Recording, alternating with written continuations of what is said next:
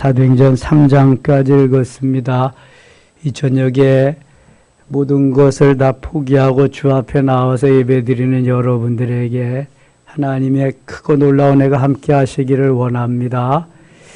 참 이게 직장 갔다가 저녁 식사도 못하고 예배 온다는 것이 쉬운 일이 아닙니다. 저는 그 직장 다닐 때에 영락교회 수요예배에 많이 나갔습니다. 영락교회는 그때의 한경직 목사님 대를 이어서 박조준 목사님이 목회하실 때인데 그 예배, 수요예배 참여하기 위해서 줄을 쓴 사람들이 수백 미터예요. 예배 조금만 늦으면 늦어가지고 다음 예배를 기다려야 돼. 수요일 날도 그 큰 예배당이 다 채워지고 부속관이 채워지고 2부 예배를 막 드려야 됐었습니다. 그러니까 제가 80년대에 거기 다녔었는데 이 80년대에 엄청나게 부흥의 역사가 일어났지요.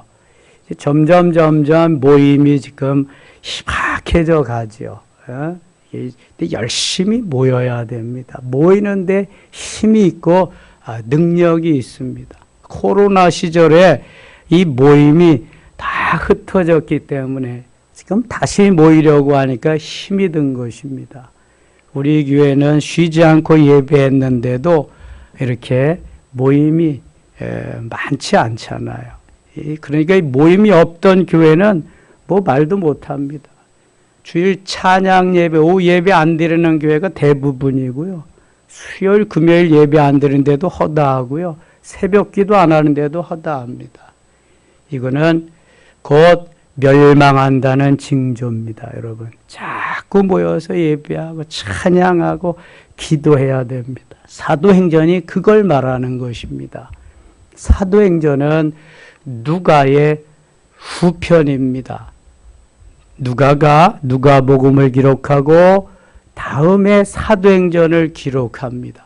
사도들의 행적을 기록해서 사도행전이라고 하고 기도해서 이루어진 행적이기 때문에 기도행전이라고도 하고 거기에 기도함으로 나가 복음을 전했더니 전도해서 많은 이들이 모이기 때문에 전도행전이라고도 하고 그것이 성령을 통해서 이루어졌기 때문에 성령행전이라고도 합니다. 사도행전부터 성령의 시대입니다. 구약이 성부 하나님의 시대, 사복음서가 성자 예수님의 시대, 사도행전부터 예수님 다시 오실 때까지가 성령 하나님의 시대입니다.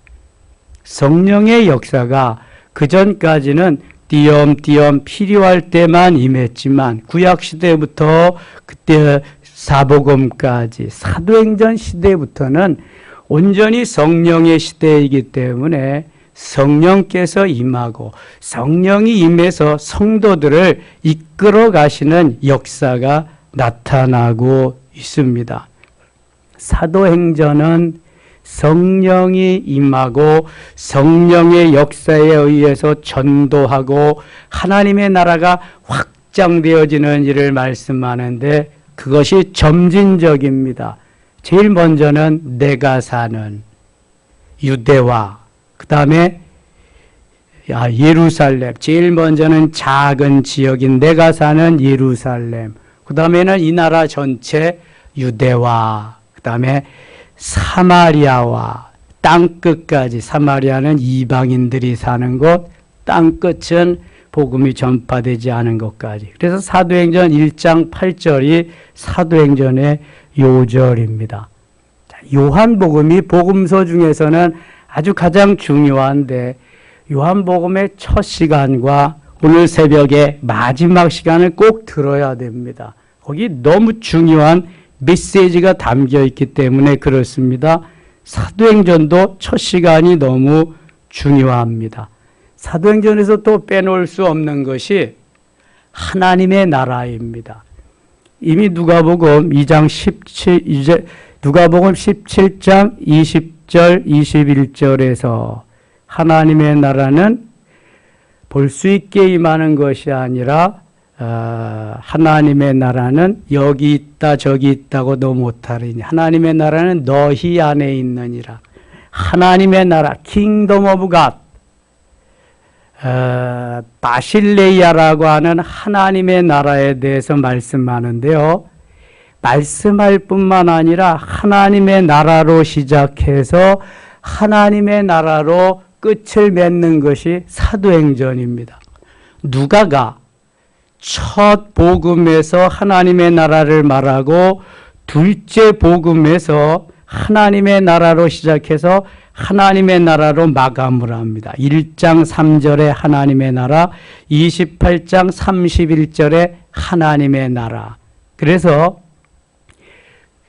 기도하고 성령이 임하는 그것에 내적으로 외적으로 변화의 역사가 일어나고 그 안에 하나님의 나라가 임하면서 공동체에도 하나님의 나라가 임하고 이 하나님의 나라를 점점 확장시켜 나가는 것이 하나님의 귀한 뜻이다 하는 것을 밝혀주는 것이 사도행전입니다. 그래서 내가 사는 지역부터 그 다음에 온 나라 전체 이방인이 사는 데까지 복음이 전파되지 않은 땅끝까지 하나님의 나라는 이루어져야 된다. 이게 사도행전의 메시지입니다. 그래서 우리가 사도행전을 읽을 때마다 하나님 저도 사도들과 같이 기도하게 해주세요. 120명의 성도들과 같이 기도하게 해주세요. 저도 성령 충만하게 해주세요. 저도 그래서 나가서 복음을 전하게 해주세요. 저로 하여금 하나님의 나라가 이 땅에 이루어지는데 쓰임받게 해주세요. 이 기도를 해야 됩니다. 하나님 그래서 부르셨거든요. 사도행전 2장 오순절 성령 사건 때 큰 은혜를 받고 변화된 베드로를 사용하셔서 하나님이 사도행전의 전반부를 이끌어가게 하십니다. 1장부터 12장까지 많은 사람 가운데 120명 중에 베드로 한 사람입니다. 그리고 사도행전 9장에서 바리새인 중에 바리새인인 사울을 변화시켜서 바울 만들고 사도행전 13장부터 사도행전 28장 마지막 장까지의 주역이 되게 하십니다. 베드로의 사역은 유대인들, 조국, 고국을 변화시키는 데 사용하는 베드로. 사도 바울은 외국인들, 이방인들, 그가 헬라어에 능통하기 때문에 이방에 나가서 복음을 전하는 주역으로 사용하시게 됩니다. 사도행전이 얼마나 중요한 책인지 몰라요. 그래서 사도행전을 읽고 듣고 쓰고 암송하고 묵상하면서 여기에서 하나님이 내게 주시고자 하시는 말씀이 무엇인가 나도 현실에 생활에 적용해 가면서 살아가야 돼. 그럼 전도 뭐 하라 마라 할 필요가 없습니다. 은혜 받고 성령 충만하면 전하지 않으면 안 되는 거예요. 예레미야 20장 9절과 같이 내 가슴이 불붙는 것 같아서 내가 견딜 수 없나이다. 예레미야와 같이 되는 거고요. 베드로와 요한과 같이 내가 당신 말 듣는 게 옳소. 하나님 말씀 듣는 게 옳소. 우리는 보고 들은 것을 전하지 아니할 수 없습니다. 사도행전 4장 18절, 19절, 20절 계속 말씀합니다. 강하고 담대해지는 겁니다. 기도하면 성령 충만해지고 성령 충만해지면 내 가슴이 뜨거워지는 거고 머리의 신앙이 가슴으로 전이 되는 거고 나아가서 예수가 그리스도시요 하나님의 아들이십니다. 예수 그리스도가 곧 메시아이십니다를 전할 수 있는 것입니다. 가슴이 뜨거워지는 거예요. 사도행전 같이 가슴이 뜨거운 성경이 없습니다. 성령의 역사가 뜨겁게 임하니까 기도하니까 성령이 임하고 성령이 임해서 나를 가만두지 않으니까 나가서 복음을 전하게 하고 그러다가 보니까 3,000명이 되고 5,000명이 되고 큰 무리가 되는 것입니다. 사단의 도전이 엄청 강하게 오지만 개의치 않습니다. 그래서 안디옥에 가서 제2의 교회를 만들잖아요. 예루살렘 교회가 초대교회 제일 처음 교회 박해를 피해서 안디옥까지 가서 이제 두 번째 교회를 세우게 됩니다. 그래서 박해는 꼭 나쁜 것만은 아니다. 교회가 또 하나 생겼다. 이 사도행전에 정말 하나님이 기뻐하는 사람들이 많이 등장합니다. 하나님이 기뻐하는 사람들은 기도하고 성령 충만한 사람, 하나님의 나라를 이 땅에 이루기에 힘쓰는 사람들을 하나님이 기뻐하신다. 그것을 볼 수 있게 됩니다. 1장 갑니다. 데오빌러여, 내가 먼저 쓴 글에는 무릇 예수께서 행하시며 가르치시기를 시작하신 먼저 쓴 글은 어느 책이다? 누가복음이다. 누가복음. 그가 택하신 사도들에게 성령으로 명하시고 승천하신 날까지의 일을 기록하였노라. 그가 고난받, 이게 누가복음에서 이렇게 했다는 거예요.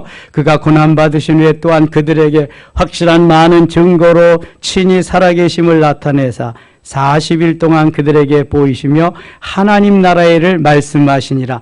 부활 후 40일 동안 나타나셔서 성도들에게 보여주시고 하나님 나라의 일을 말씀하시니라. 하나님의 나라, 킹덤 오브 갓, 바실레이아, 하나님의 왕국. 우리가 살아서 하나님의 나라를 이 땅에 이루고 현세 천국을 맛보면은 이 현세 천국에서 내세 천국으로, 영원 천국으로 계속 점진적으로 이어지게 되는 것입니다. 그래서 하나님의 나라를 이루어야 되고 내가 하나님의 나라를 경험해야 됩니다. 그리고 계속해서 그 하나님의 나라의 기쁜 소식을 전하는 것, 이게 전도입니다. 전도. 사도행전의 전도의 역사가 그래서 가장 강하게 나타나게 되는 것입니다. 4절 같이 읽겠습니다. 4절. 사도와 함께 모이사 그들에게 분부하여 이르시되 예루살렘을 떠나지 말고 내게 더 들은 바 아버지께서 약속하신 것을 기다리라. 아멘. 예루살렘을 떠나지 말고, 왜냐하면 예루살렘에 하나님이 성령의 역사를 부어주시리라고 하는 그 약속이 있기 때문에 예루살렘을 떠나지 말고 내게서 들은 바 아버지께서 약속하신 것을 기다려라. 5절 같이 읽어요. 요한은 물로 세례를 베풀었으나 너희는 몇 날이 못되어 성령으로 세례를 받으리라 하셨느니라. 아멘. 요한은 어떤 요한일까요? 세례 요한. 요한복음은 어떤 요한이 기록했어요? 사도 요한. 세례 요한이 물로 세례를 베풀었지만 너희는 몇 날이 못되어 곧 성령으로 세례를 받으리라. 그러니까 물 세례를 먼저 받든 성령 세례를 먼저 받든 두 세례는 반드시 받아야 됩니다. 물 세례는 현상적인 것이고요. 불 세례는, 성령 세례는 본질적인 것입니다. 현상적인 건 보이는 것이고 본질적인 건 보이지 않는 것입니다. 물세례 성부와 성자와 성령의 이름으로 우리가 신앙이 어느 정도 신앙생활 하게 됐다 싶으면은 그 세례를 베풀지요. 우리가 마지막 주에 세례를 베풀게 됩니다.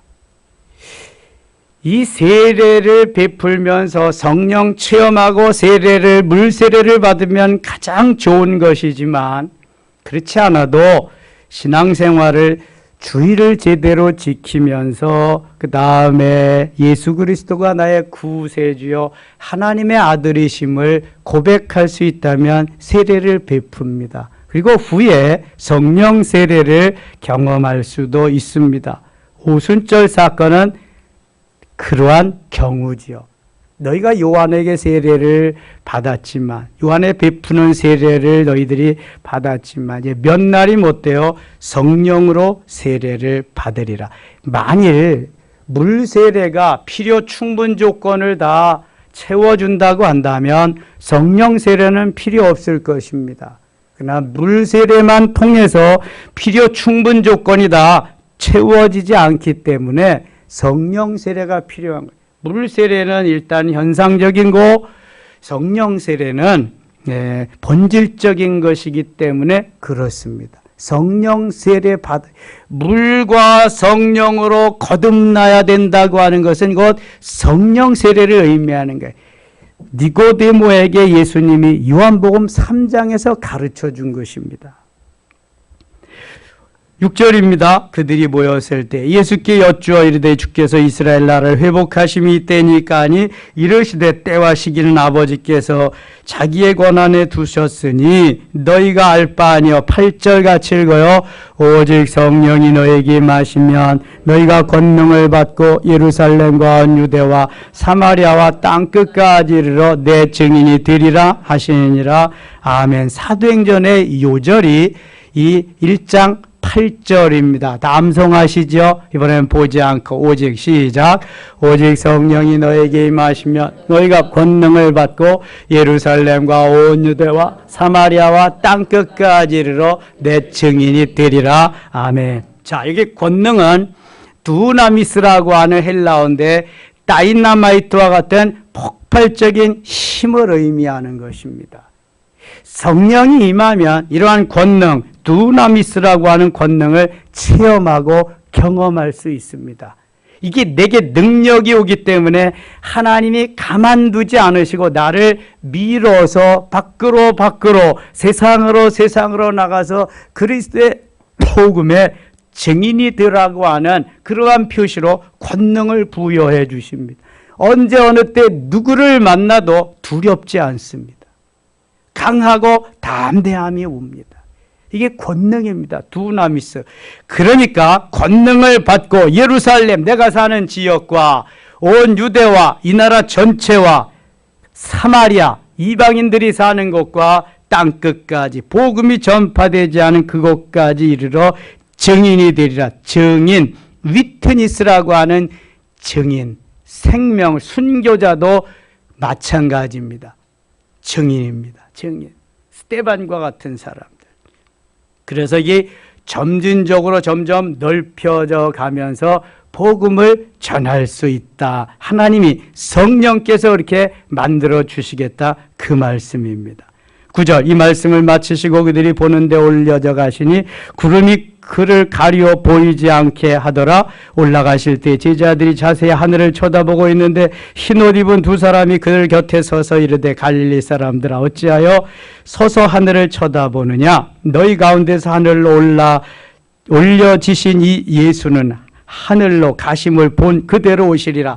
하늘로 가심을 본 그대로 예수님이 저들이 보는 가운데 올라가시는데 구름이 그를 가려 보이지 않게 했다. 그러니까 구름을 타고 예수님이 올라가신 거예요. 요한계시록 1장 7절에 다시 구름을 타고 오시리라 말씀하고 있습니다. 12절 제자들이 감람원이라는 산으로부터 예루살렘에 돌아오니 감람원이라고 하는 산은 예수님이 시간만 되면 가셔서 기도하던 곳, 식사하실 겨를도 없이 바쁘신 중에도 쉼을 얻기 위해서 기드론 시내를 건너서 가서 쉬시던 기도하시던 곳이 감람산입니다. 여기에서 승천하시고 이제 제자들이 내려와서 13절 들어가 그들이 유하는 다락방으로 올라가니 여기 다락방은 12장에 보니까 이름이 어떤 다락방이었어요? 마가의 다락방, 마가 요한의 다락방입니다. 그것이 초대교회의 산실이 되고 성령 충만의 역사가 일어난 현장이 됩니다. 다락방에 올라가 12제자가 거기 가룟 유다만 빼고 거기 있었지요. 14절 여자들과 예수의 어머니 마리아와 예수의 아우들과 더불어 같이 읽어요. 마음을 같이하여 오로지 기도에 힘쓰니라. 마음을 같이하여 오로지 기도에, 오직 기도에, 전혀 기도에, 전혀 성경은 전혀 기도에 힘쓰니라 그랬는데 오로지 기도에 힘쓰더라. 오직 기도하는 데만 집중시켰다는 거예요. 집중시켰다는 거예요. 여러분 기도하는데 자꾸 딴 생각이 나면 기도가 제대로 안 되는 겁니다. 기도할 때는 집중해야 돼. 주님께 집중해야지. 주님께 집중하는, 그래서 그 주님과 함께 그 집중하는 기도가 주님께 이제 다다랐을 때에 드디어 이제 기도가 시작되는 거예요. 제대로 된 기도가 되는 거죠. 집중해야 됩니다. 오로지 기도에 힘쓰더라. 기도하면서 자꾸 이 생각 저 생각하지 말고 주님만 생각하며 주님만 의지하고 주님만 소망하며 주님만 신뢰하면서 기도하면은요, 이게 오로지 전혀 기도에 힘쓰는 겁니다. 그때 역사가 일어나는 거예요. 모인 무리의 수가 약 120명이나 되더라. 120명. 그래서 오순절 성령 사건에 참여한 사람이 모두 120명이다.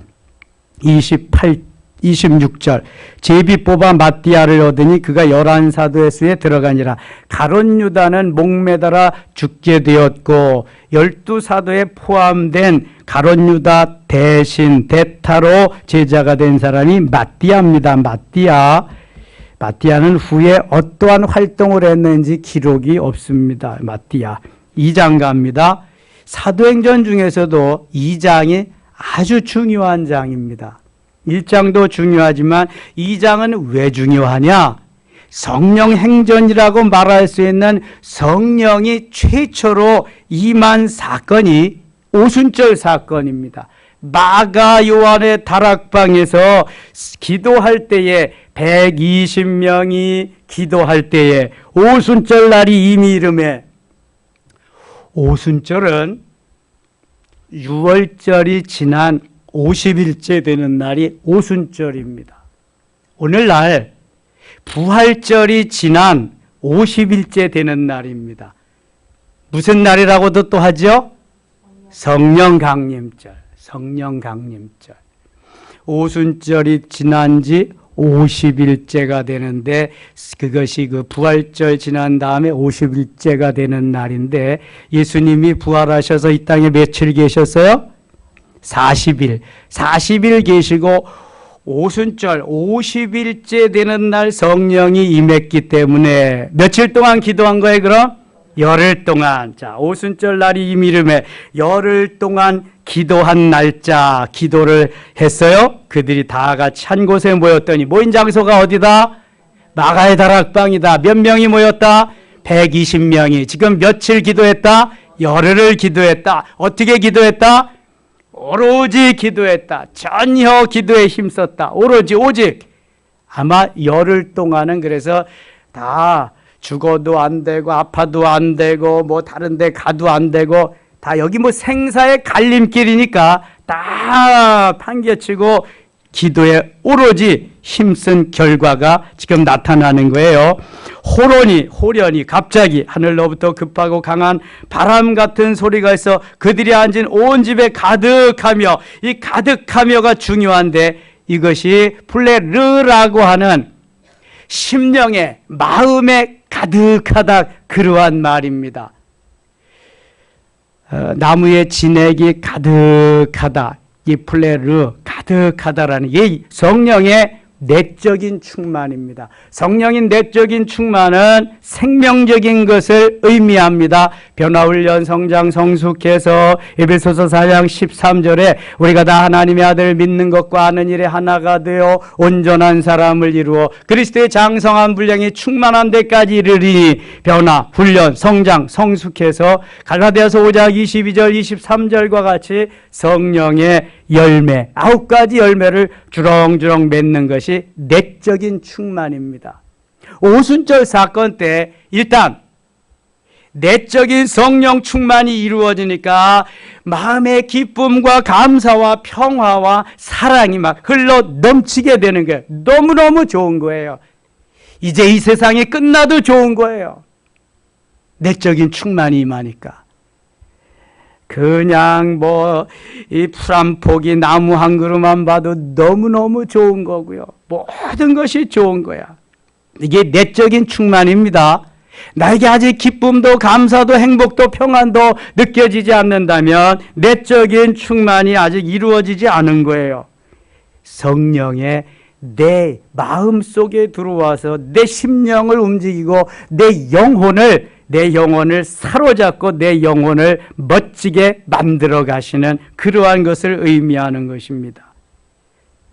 마치 불의 혀처럼 갈라지는 것들이 그들에게 보여 각 사람이 하나씩 임하여 있더니 4절같이 읽어요. 그들이 다 성령의 충만함을 받고 성령이 말하게 하심을 따라 다른 언어들로 말하기를 시작하니라. 아멘. 그들이 다 성령의 충만함을 받고 2절 하반절에 가득하다라는 말과 4절 전반절에 충만함을 받고는 비스무리한 말입니다. 이건 가스통에 가스가 가득 차다 하달 때 쓰는데 플레스라고 하는 말인데요. 외적인 성령 충만을 말합니다. 외적인 성령 충만은 곧 은사적인 것을 의미하는 것입니다. 성령의 충만함이 임하면은 내적으로 충만해지고 외적으로 충만케 하는데 이것이 바로 성령의 외적인 사역. 성령의 외적인 사역은 생명은 아니지만 능력으로 도구로 주는 것이 성령의 외적인 사역입니다. 그래서 우리들에게 고린도전서 12장 7절부터 11절까지의 기본적인 성령의 9가지를 경험케 하십니다. 방언, 통역, 예언, 신유, 능력, 행함, 영분별, 믿음, 지식의 말씀의 은사, 지혜의 말씀의 은사가 막 나타나게 하십니다. 고린도전서 12장, 13장, 14장은 그래서 은사장이라고 말합니다. 하나님께서 내적으로 성령 충만을 먼저 시켜주시든지 외적으로 성령 충만을 먼저 시키든지 이거는 각 사람마다 차이가 있습니다. 다릅니다. 동시다발적으로 오순절 사건과 같이 그렇게 해주는 사람들도 있습니다. 근데 대개 내적으로 성장해 가면서 충만케 하면서 외적으로도 은사들을 하나씩 경험시켜 주시는 걸 보게 됩니다. 은사는 생명은 아닙니다. 은사 받지 않아도 천국에 갈 수 있습니다. 그러나 은사는 능력이 되고 은사는 도구가 되는 것입니다. 은사가 없으면 불편합니다.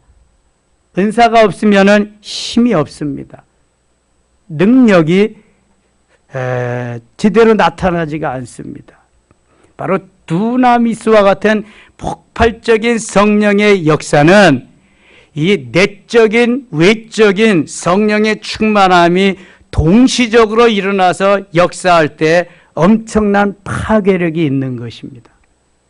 그래서 오순절 사건에 여기에서 모여서 기도하던 120명 전부가 내적으로 외적으로 충만하게 되니까 그때부터 예루살렘 교회는 초대교회는 폭발적인 힘이 있었습니다.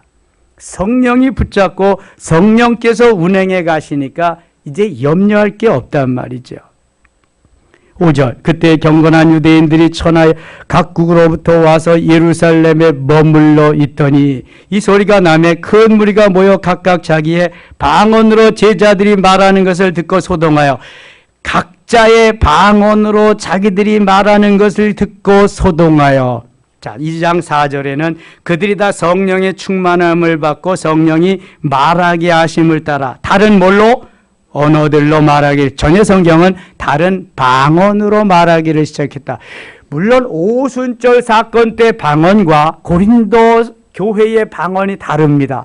오순절 때의 방언은 내가 말할 때에 다른 사람이 그 의미를 알아듣는 통역의 역사가, 동시 통역의 역사가 있었던 것이 오순절 때의 방언이고, 고린도 교회 방언은 내가 말하지만 다른 사람이 알아들을 수가 없습니다. 그래서 하나님은 무슨 은사를 또 주셔요?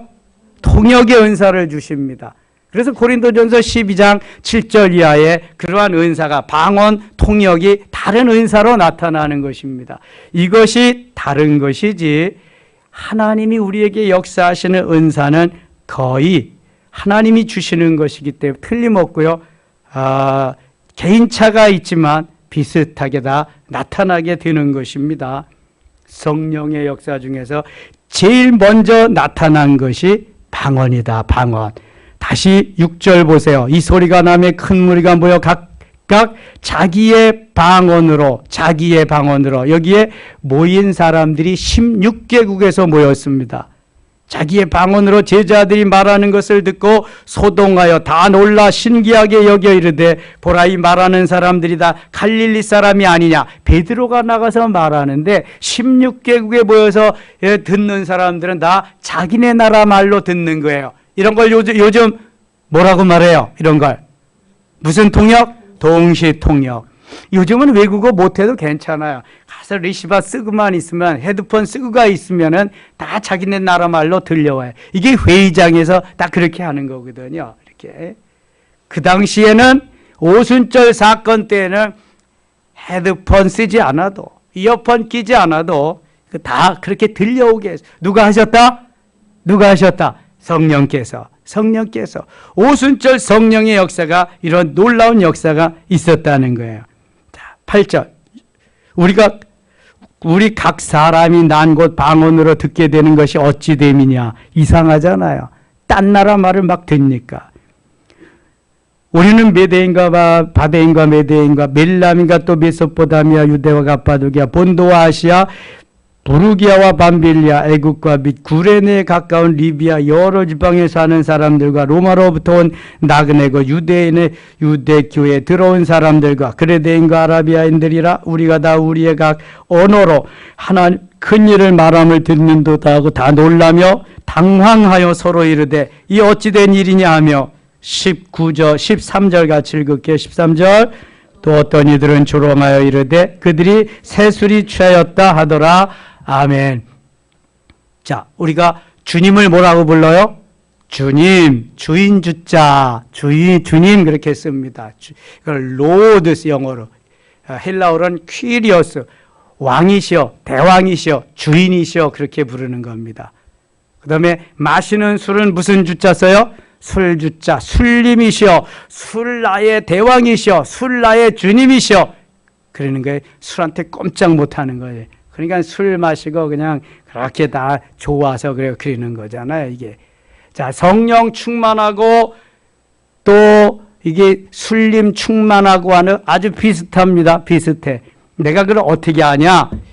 우리 집에 삼부자가 다 술림 충만하시는 분들이거든. 하여튼 그것만 마셨다면 너무 기분 좋아가지고 다 그렇게 살더라고.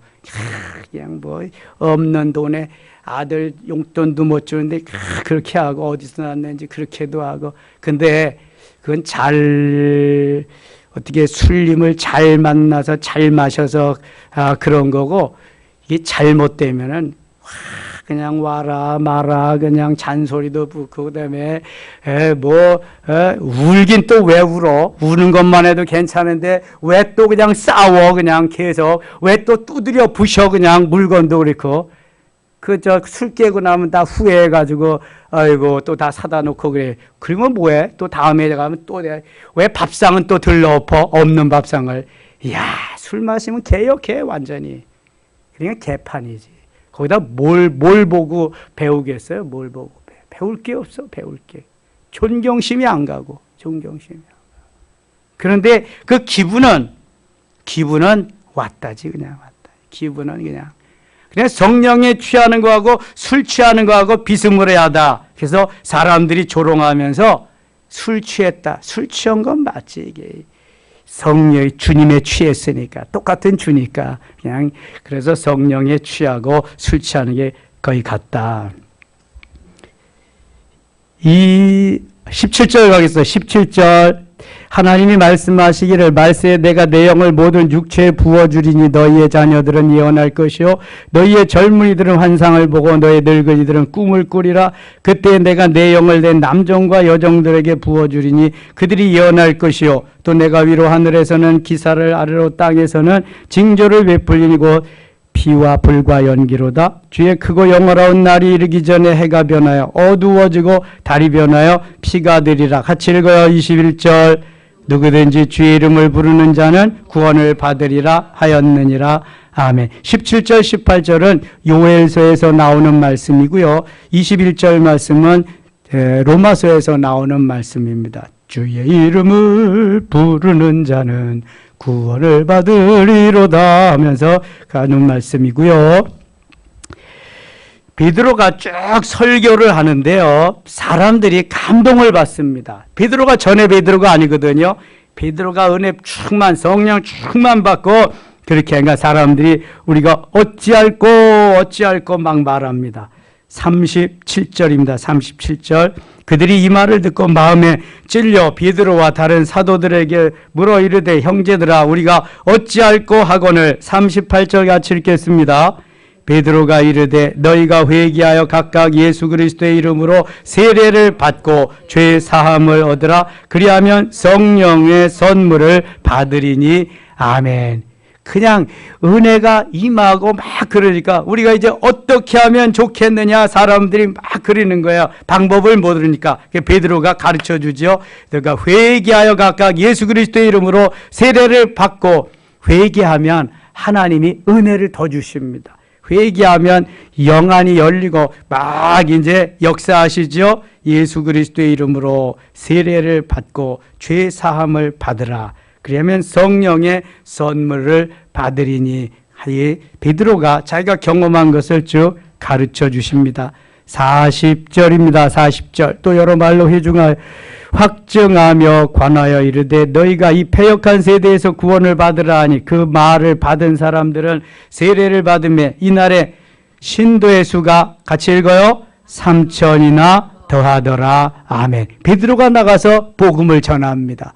120명의 성도들도 같이 도왔겠지요. 같이 많은 사람들이 주 앞으로 돌아오는데 3,000명이 돌아오게 되었습니다. 기적이죠, 기적. 이게 성령이 하시는 일입니다. 그들이 사도의 가르침을 받아 서로 교제하고 떡을 떼며 오로지 기도하기를 힘쓰니라. 그래서 초대교회는 모여서 기도하고 떡을 떼며 흩어져서 전도하고 모여서 기도하고 찬양하고 떡을 떼며 흩어져서 전도하고 이게 초대교회의 한 전부입니다. 43절.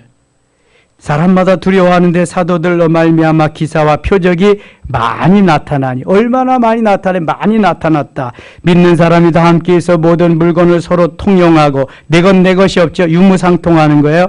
또 재산과 소유를 팔아 각 사람의 필요를 따라 나눠주며 이게 은혜 받은 사람들의 특징이지요. 날마다 마음을 같이하여 성전에 모이기를 힘쓰고 집에서 떡을 떼며 기쁨과 순전한 마음으로 음식을 먹고. 47절 같이 읽어요. 하나님을 찬미하며 또 온 백성에게 칭송을 받으니 주께서 구원받는 사람을 날마다 더하게 하시니라. 아멘. 초대교회가 이렇게 사람들에게 칭찬을 받으며 사람들을 기쁘게 했던 교회입니다. 우리나라도 초대교회 때 그렇습니다. 저희 어릴 때까지만 해도 그렇습니다. 얼마 믿는 사람이 얼마 안 되니까 예수 믿는다고 하면은 존경의 표시를 합니다. 그리고 뭔지 모르게 저 사람들은 다 우리보다 훨씬 낫다는 느낌을 갖고 그래요. 근데 지금은 이게 점점 떨어져 가지고 점점 그 그리스도인의 정체성을 잃어버려 가지고 지금은 맨 밑바닥에 와 있습니다. 이걸 끌어올리려면 회복하려면 시간이 많이 갑니다. 그러나 걱정할 거 없어요. 주님이 계시기 때문에. 주님이 돌아가시지 않았거든요. 성령이 함께 하시고 우리가 할 일이 많기 때문에 우리와 같이 오늘도 모여서 기도하며 주의 일을 감당하면서 나아가는 이들에게 하나님은 붙잡아 주시고 역사하시고 일하실 줄 믿습니다. 그래서 기도하며 성령 충만한 그리스도인들 중에서 앞으로 나란 일을 해야 돼요. 저렇게 매일 쌈박질만 하고 그러면 나란 일이 되겠습니까? 백성들은 열심히 살고 진실하게 겸손하게 살려고 그러는데 지도자들이 저렇게 되면 되겠냐고요. 그래서 여기서 대통령도 하고 총리도 하고 장관도 하고 국회의원도 하고 도지사도 하고 시장도 하고 법관도 하고 검사도 하고 다 해야 됩니다. 그리고 통일되면 올라가서 다 해야지. 다 이게 우리가 그냥 있을 때가 아닙니다. 지금 너무 중요한 때입니다. 다른 사람들 그러니까 우리도 이렇게 하면 되겠지, 이만하면 되겠지, 그게 아닙니다. 그들은 그래도 우리는 초대교회를 닮아가서 계속 전진하고 그렇게 살아야 비전이 있는 거지. 그 사람들 간다고 그러면 죽은 물고기는 물결을 따라간다, 거슬러 올라간다. 따라간다. 산 물고기는 물고기를 따라간다, 거슬러 올라간다. 거슬러 올라가는 거예요. 몇 마리가 안 돼도 거슬러 올라가는 게 어디까지 가냐? 폭포까지 갑니다. 폭포가 10m 이상 되는 것도 뛰어 올라서 도전을 계속해서 뛰어 올라서 그 위에까지도 갑니다. 세상의 미물들도 그런데요. 우리는 살아계신 하나님을 믿고 하나님을 따르는 것입니다. 힘들고 어려운 일이 있어요. 예수 잘 믿으려고 하면, 예수님 붙잡혀서 성령으로 살려고 하면 안티들이 나옵니다. 반대파들, 도전하는 사람들이 있고요. 사단의 세력이 너무 강합니다. 그걸 이겨야 됩니다. 그래야 승리할 수 있습니다. 성경이 다 그런 이들의 역사입니다. 성경은 승리자들의 역사지요. 기도하며 승리한 사람들의 역사가 성경이죠. 패배자들의 역사가 아닙니다. 결코 다 힘들고 어려울 때 이거 해나갔지, 여기에서 승승장구하고 잘되고 환난과 핍박이 어려움이 없던 선지자가 누가 있겠습니까? 그러한 그리스도인이 누가 있나 한번 찾아보세요. 이삭과 같은 사람이 있을 수 있어요. 솔로몬과 같은 사람이 있을 수 있어요. 그거는 아버지가 잘했기 때문에 아버지의 영광을 받는 거예요. 그거는요. 그렇지만 대부분은 다 그 고난의 세월, 이런 세월을 찾아가는 것입니다. 3장 갑니다. 제9시 기도 시간. 베드로와 요한이 성전에 올라갔어요. 무슨 시간에 성전에 올라가요? 기도 시간에. 기도 시간이 필요해요. 정한 시간에 기도 시간이 필요해요. 아무리 뛰고 나는 사람이 있어도 정한 시간에 기도가 없으면 영적인 그러한 밑바탕이 흔들거리는 겁니다. 우리가 여러분들이 폰을 온종일 쓰면 배터리가 덜렁덜렁합니다. 그러면 또 충전시켜야지, 충전시키지 않으면 다음날 쓸 수가 없습니다. 기도가 그런 겁니다. 매일 해야 되고요. 계속해서 정한 시간에 기도를 통해서 충전을 시켜야 돼. 영적인 충전이 없으면 힘이 없어요. 두나미스가 어디 있어요? 영적인 힘이 있어야지 두나미스가 나는 거지. 나면서 못 걷게 된 일을 사람들이 매거원이 이는 성전에 들어가는 사람들에게 구걸하기 위하여 날마다 미문이라는 성전문에 두는 자라. 그가 베드로와 요한이 성전에 들어가려 함을 보고 구걸하거늘 베드로가 요한과 더불어 주목하여 이르되 우리를 보라 하니 그가 그들에게서 무엇을 얻을까요? 바라보거늘. 6절 같이 읽어요.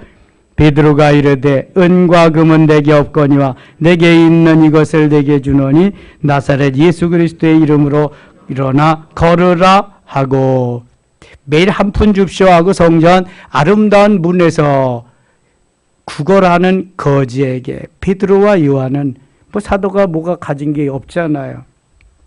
그러니까 은과 금은 내게 없거니와 내가 있는 것으로 내게 주노니 나사렛 예수의 이름으로 일어나 걸으라고 손을 잡아 일으키니까 그 거지가 난생 처음 일어났습니다. 그리고 걸었습니다.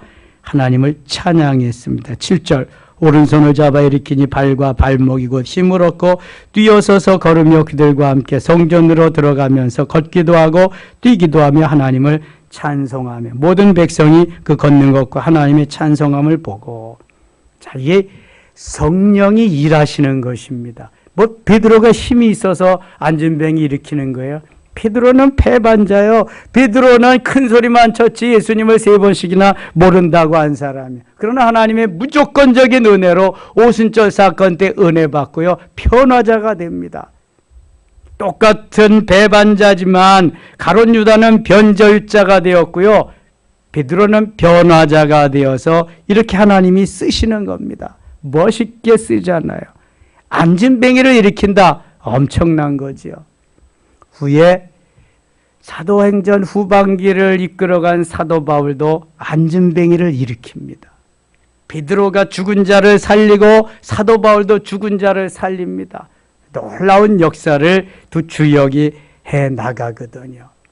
우리들에게도 하나님이 은혜를 주시고 성령 충만 주셔서 두나미스와 같은 이러한 성령의 파워, 성령의 능력을 경험하게 될 때 하나님께서 멋지게 쓰임받게 하시고 사용하시고 이 시대를 이끌어가게 하는 멋있는 그리스도인 중에 그리스도인이 되게 하실 줄 믿습니다. 하나님이 이런 은혜가 충만하시기를 축원합니다. 하나님 아버지 은혜를 감사합니다. 사도행전 우리가 오늘 첫 시간인데요. 하나님 이 사도행전의 역사가 우리 섬김의 교회의 역사, 초대교회의 역사가 우리 교회의 역사가 되게 하시고 120명의 성도들이 우리 교회 성도들이 되게 하여 주옵소서. 날마다 모여 기도하며 찬양하며 떡을 떼며 나가서 복음을 전한 초대교회를 닮아가지고 하나님이 살아계심을 전하게 하여 주옵소서. 서울 서북부 지역의 변두리에 있는 섬김의 교회지만 얼마 모이지 않는 교회이지만 하나님 오순절 마가의 다락방에도 120명밖에 되지 않았습니다. 모두 다 성령 충만해서 하나님의 사람으로 성령 충만한 하나님의 증인으로 삼아 주시옵소서. 앞으로 이 나라와 이 민족을 위해서 세계 선교를 위해서 멋지게 쓰임받는 우리 섬김의 교회와 성도들 되게 하여 주시옵소서. 예수님의 이름으로 기도드리옵나이다. 아멘.